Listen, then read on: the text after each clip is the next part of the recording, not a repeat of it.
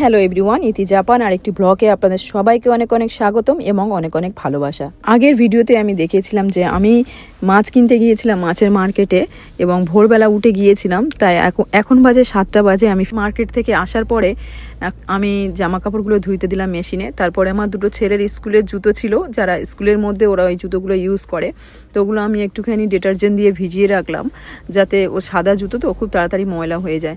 আবার এদিকে কতগুলো বাসন ছিল আমি রাত্রে ঠিক পরিষ্কার করতে পারিনি, সেইগুলো আমি কি করছি এখন পরিষ্কার করে নিচ্ছি।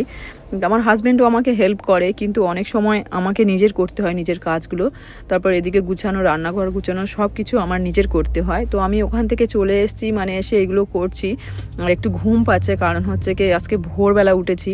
এমনি সময় ছুটির সময় একটু দেরি করে উঠতে চাই, কিন্তু যেহেতু আজকের ছুটি, বাট আমাকে মার্কেটিং করতে হলো মাছের মার্কেটে গিয়ে। তো যাই হোক, আজকে আমি বলেছিলাম যে আমি কি কি মাছ কিনলাম মাছের মার্কেটে গিয়ে, এটা আমি দেখাবো। মানে আমি আগের ভিডিওতে আমি বলেছিলাম যে আমি মাছের মার্কেটে গিয়ে কি কি কিনেছি। আমি আজকের অনেক মাছ কিনেছি আর সেগুলো সবাইকে দেখাবো।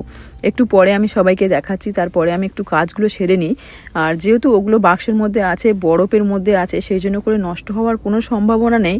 আমি এদিকে সমস্ত কাজ করে নিয়েছি অলরেডি, কিচেন পরিষ্কার হয়ে গেছে। এবার দেখাই আমি কি কি মাছ নিয়ে এসেছি। এই দেখুন কতগুলো কালবোস মাছ নিয়ে এসেছি। কালবোস মাছ কি আমি জানি না, এগুলো হচ্ছে কি আজি মাছ বলে জাপানিজে, আমি জানি না আমাদের ওখানে কি মাছ বলে এগুলো।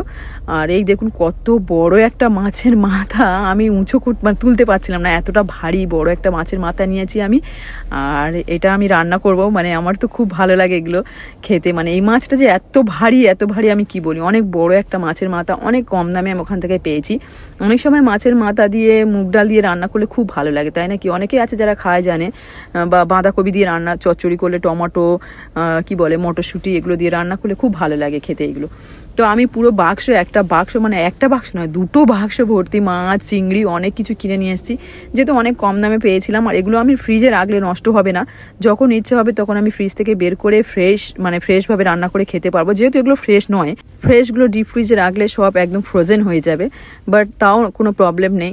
আর আমি এখান থেকে এটা পরিষ্কার করে নিয়েছি। আর যেহেতু অনেক বড় বড় কয়েকটা মাছ ছিল, সেগুলো আমি কেটে নিয়ে ছোট ছোট করে পিস করে ধুয়ে সুন্দর করে আমি ফ্রিজে রেখে দেবো, যখন আমি নেক্সট টাইম বের করবো যাতে আমার কষ্ট না হয় রান্না করার জন্য। এই দেখুন 4টে টুনা মাছ নিয়েছিলাম, আর এগুলো হচ্ছে কি বড় বড় ছিল, যেগুলো বড় বড় মাছ ছিল সেগুলো আমি অলরেডি কেটে রেখে দিয়েছি।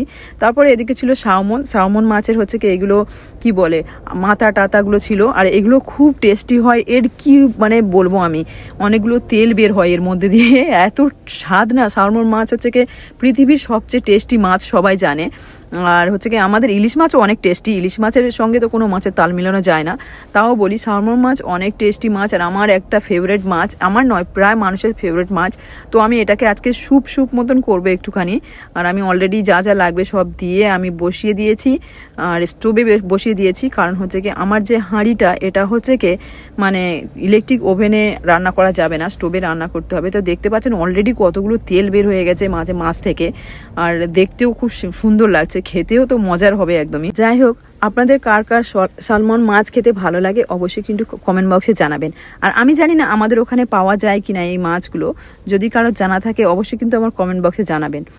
আজকের এই রান্না করতে করতে সবার কাছ থেকে বিদায় নিচ্ছি। দেখা হবে পরের ভিডিওতে। আমার ভিডিও কেমন হলো অবশ্যই কিন্তু জানাবেন। আর যদি কারো সালমন মাছ সম্বন্ধে জানা থাকে অবশ্যই কিন্তু আমার এখানে কমেন্ট করবেন একটা। এই দেখুন কত তেল হয়েছে, দেখুন আমি বলছিলাম না সালমন মাছের এত তেল হয়। আর এই দেখুন আমার স্যুপটা অলরেডি রেডি, আমি লাস্ট পর্যন্ত এই দেখালাম।